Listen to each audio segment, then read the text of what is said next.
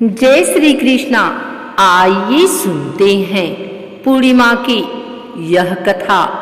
द्वापर युग में एक समय की बात है कि यशोदा जी ने कृष्ण से कहा, हे कृष्ण, तुम सारी संसार के उत्पन्न करता, पोषक तथा उसके संहार करता हो। आज कोई ऐसा व्रत मुझसे कहो जिसके करने से मृत्युलोक में स्त्रियों को विधवा होने का भय न रहे तथा यह व्रत सभी मनुष्यों की मनोकामनाएं पूर्ण करने वाला हो। श्री कृष्ण कहने लगे, हे माता, तुमने अति सुंदर प्रश्न किया है। मैं तुमसे ऐसे ही व्रत को सविस्तार कहता हूँ। सौभाग्य की प्राप्ति के लिए स्त्रियों को 32 पूर्णमासियों का व्रत करना चाहिए। इस व्रत के करने से स्त्रियों को सौभाग्य संपत्ति मिलती है। यह व्रत अचल सौभाग्य देने वाला एवं भगवान शिव के प्रति मनुष्य मात्र की भक्ति को बढ़ाने वाला है। यशोदा जी कहने लगी, हे कृष्ण, सर्वप्रथम इस व्रत को मृत्युलोक में किसने किया था, इसके विषय में विस्तार पूर्वक मुझसे कहो। श्री कृष्ण जी कहने लगे कि इस भूमंडल पर एक अत्यंत प्रसिद्ध राजा चंद्रहास से पालित अनेक प्रकार के रत्नों से परिपूर्ण कातिका नाम की एक नगरी थी।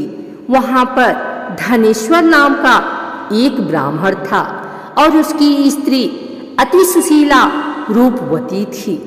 दोनों ही उस नगरी में बड़े प्रेम के साथ रहते थे। घर में धन धान्य आदि की कमी नहीं थी। उनको एक बड़ा दुख था कि उनकी कोई संतान नहीं थी। इस दुख से वह अत्यंत दुखी रहते थे। एक समय एक बड़ा तपस्वी योगी उस नगरी में आया। वह योगी उस ब्राह्मण के घर को छोड़कर अन्य सब घरों से भिक्षा लाकर भोजन किया करता था। रूपवती से वह भिक्षा नहीं लिया करता था। उस योगी ने एक दिन रूपवती से भिक्षा न लेकर किसी अन्य घर से भिक्षा लेकर गंगा किनारे जाकर भिक्षान को प्रेम पूर्वक खा रहा था कि धनेश्वर ने योगी का यह सब कार्य किसी प्रकार से देख लिया। अपनी भिक्षा के अनादर से दुखी होकर धनेश्वर योगी से बोला, महात्मन, आप सब घरों से भिक्षा लेते हैं परंतु मेरे घर की भिक्षा कभी भी नहीं लेते, इसका कारण क्या है? योगी ने कहा कि निसंतान के घर की भी पतितों के अन्न के तुल्य होती है और जो पतितों का अन्न खाता है वह भी पतित हो जाता है। चूंकि तुम निसंतान हो अतः पतित हो जाने के भय से मैं तुम्हारे घर की भिक्षा नहीं लेता हूँ। धनेश्वर यह बात सुनकर अपने मन में बहुत दुखी हुआ और हाथ जोड़कर योगी के पैरों पर गिर पड़ा तथा आर्त भाव से कहने लगा, हे महाराज, यदि ऐसा है तो आप मुझको पुत्र प्राप्ति का उपाय बताइए। आप सर्वज्ञ हैं, मुझ पर अवश्य ही यह कृपा कीजिए। धन की मेरे घर में कोई कमी नहीं परंतु मैं पुत्र न होने के कारण अत्यंत दुखी हूँ। आप मेरे इस दुख का हरण करें। आप सामर्थ्यवान हैं। यह सुनकर योगी कहने लगे, हे ब्राह्मण, तुम चंडी की आराधना करो। घर आकर उसने अपने स्त्री से सब वृतांत कहा और स्वयं तप के निमित्त वन में चला गया। वन में जाकर उसने चंडी की उपासना की और उपवास किया। चंडी ने 16वें दिन उसको स्वप्न में दर्शन दिया और कहा, हे धनेश्वर, जा, तेरे पुत्र होगा परंतु वह 16 वर्ष की आयु में ही मृत्यु को प्राप्त हो जाएगा। यदि तुम दोनों स्त्री पुरुष 32 पूर्णमासियों का व्रत विधि पूर्वक करोगे तो वह दीर्घायु होगा। जितनी तुम्हारी सामर्थ्य हो आटे के दिए बनाकर शिव जी का पूजन करना, परंतु पूर्णमासी को 32 हो जाने चाहिए। प्रातःकाल होने पर इस स्थान के समीप ही तुम्हें एक आम का वृक्ष दिखाई देगा। उस पर तुम चढ़कर एक फल तोड़कर शीघ्र अपने घर चले जाना। अपनी स्त्री से सब वृतांत कहना। ऋतु स्नान के पश्चात वह स्वच्छ होकर श्री शंकर जी का ध्यान करके उस फल को खा लेगी। तब शंकर भगवान की कृपा से उसको गर्भ हो जाएगा। जब वह ब्राह्मण प्रातःकाल उठा तो उसने उस स्थान के पास ही एक आम का वृक्ष देखा, जिस पर एक अत्यंत सुंदर आम का फल लगा हुआ था। उस ब्राह्मण ने उस आम के वृक्ष पर चढ़कर उस फल को तोड़ने का प्रयत्न किया, परंतु वृक्ष पर कई बार प्रयत्न करने पर भी वह न चढ़ पाया। तब तो उस ब्राह्मण को बहुत चिंता हुई और विघ्न विनाशक श्री गणेश जी की वंदना करने लगा। हे दयानिधे, अपने भक्तों के विघ्नों का नाश करके उनके मंगल कार्य को करने वाले, दुष्टों का नाश करने वाले, रिद्धि सिद्धि के देने वाले, आप मुझ पर कृपा करके इतना बल दे कि मैं अपने मनोरथ को पूर्ण कर सकूं। इस प्रकार गणेश जी की प्रार्थना करने पर उनकी कृपा से धनेश्वर वृक्ष पर चढ़ गया और उसने एक अति सुंदर आम का फल देखा।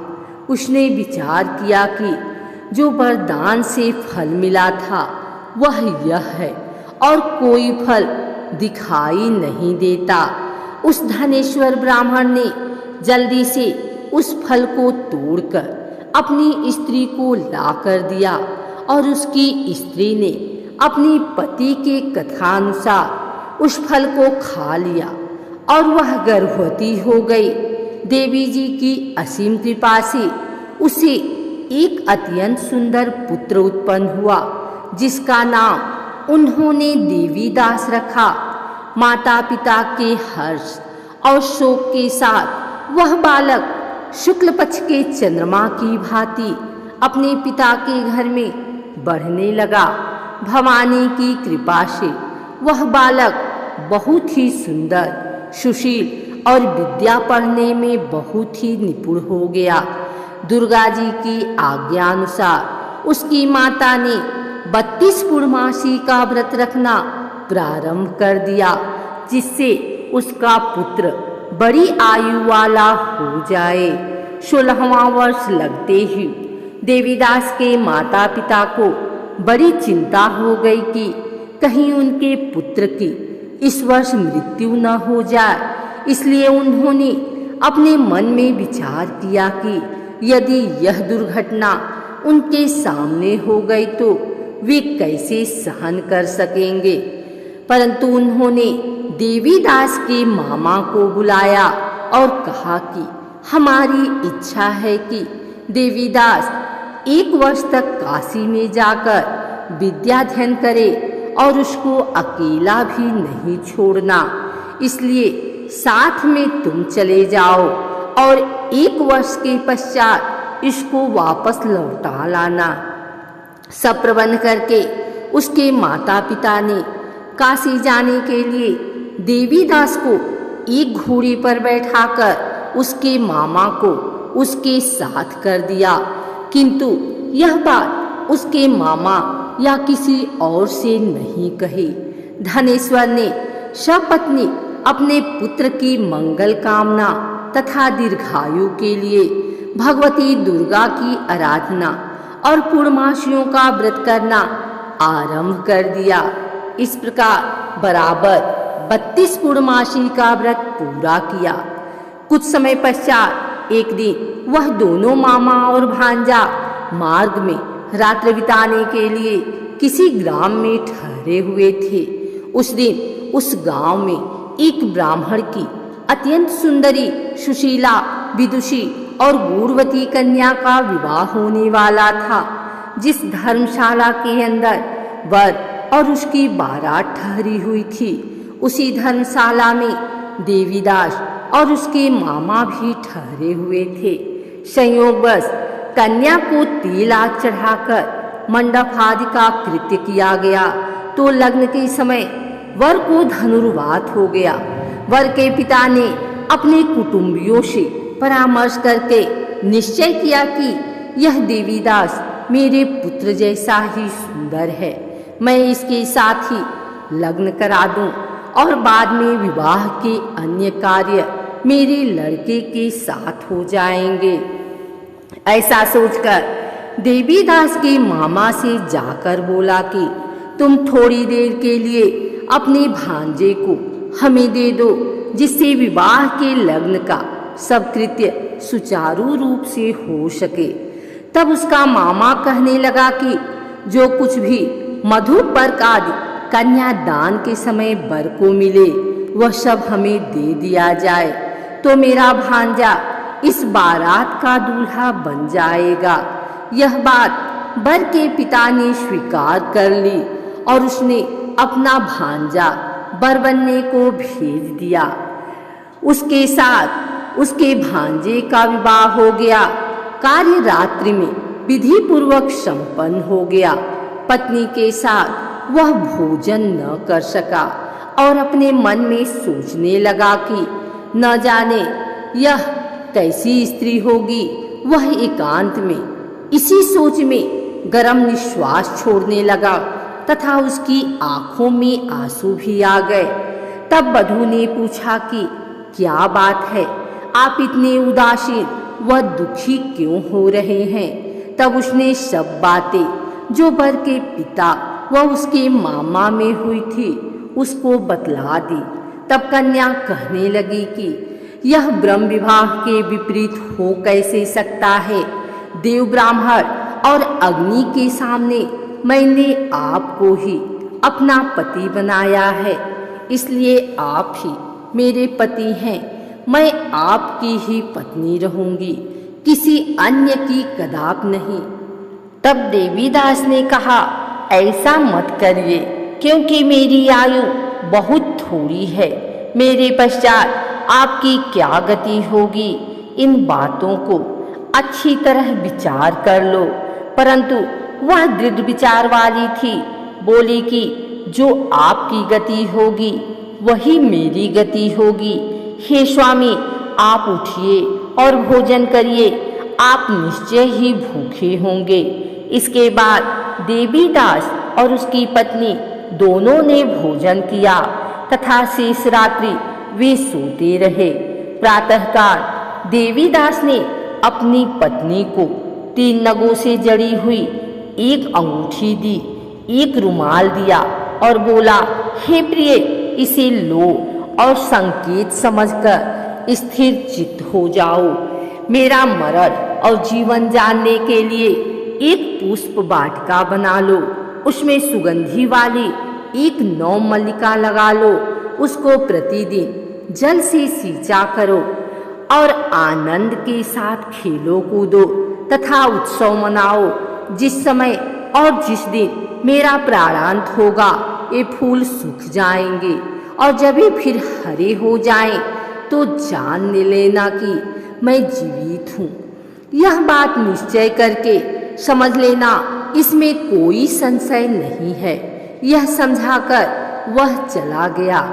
प्रातः काल होते ही वहां पर गाजे बाजे बजने लगे और जिस समय विवाह के कार्य समाप्त करने के लिए वर तथा सभी बाराती मंडप में आए तो कन्या ने वर को भली प्रकार से देखकर अपने पिता से कहा कि यह मेरा पति नहीं है, मेरा पति वही है जिसके साथ रात्रि में मेरा पारिग्रहण हुआ था, इसके साथ मेरा विवाह नहीं हुआ है। यदि यह वही है तो बताए कि मैंने इसको क्या दिया।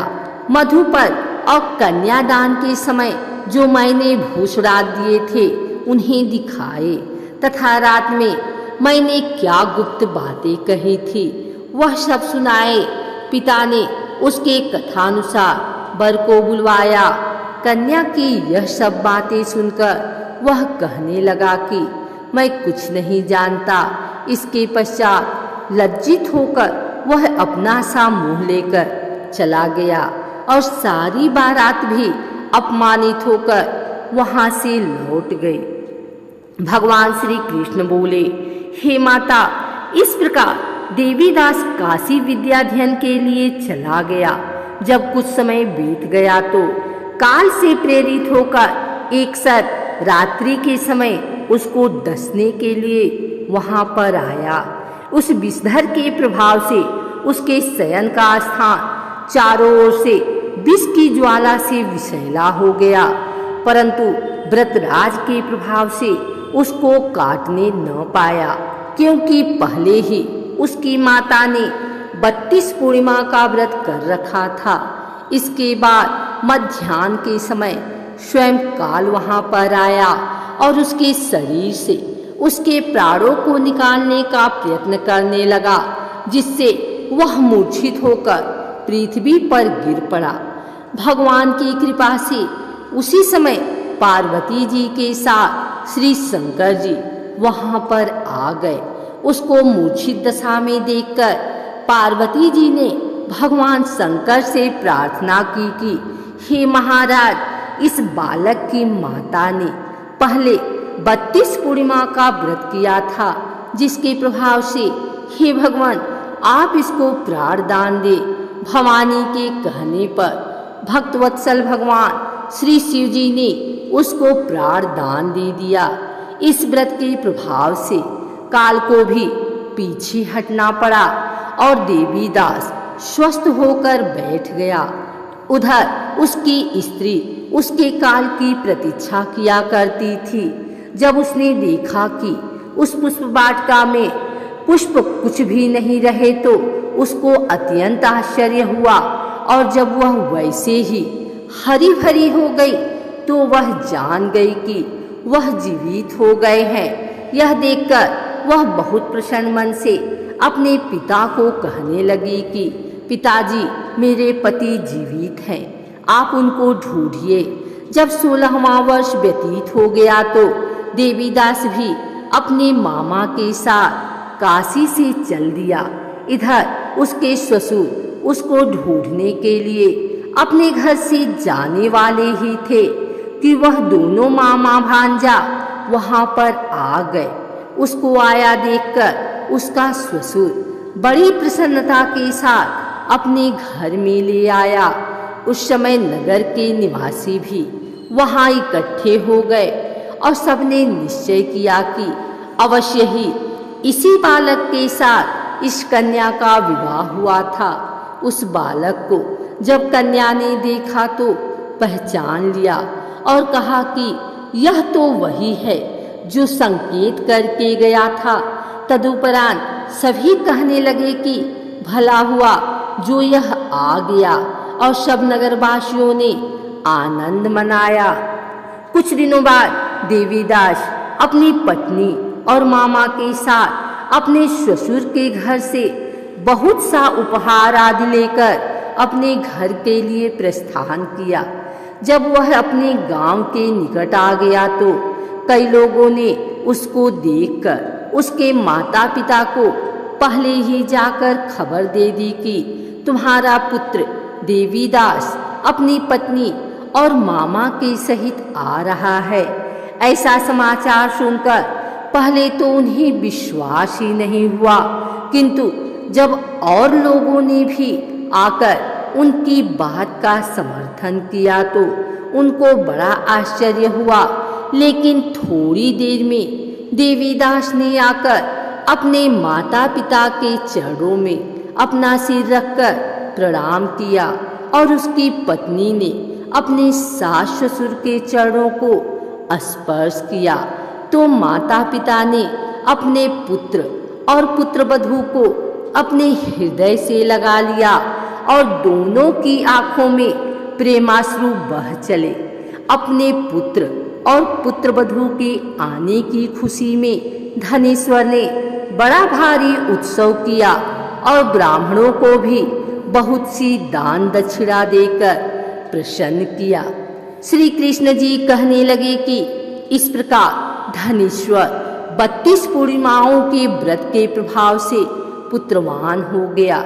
जो भी स्त्रियां इस व्रत को करती हैं वे जन्म जन्मांतर के वैधव्य का दुख नहीं भोगती और सदैव सौभाग्यवती रहती हैं। यह मेरा वचन है, इसमें कोई संदेह नहीं मानना। यह व्रत पुत्र पौत्रों को देने वाला तथा संपूर्ण मनोकामनाओं को पूर्ण करने वाला है। 32 पूर्णिमाओं के व्रत करने से व्रती की सभी इच्छाएं भगवान शिव जी की कृपा से पूर्ण हो जाती हैं।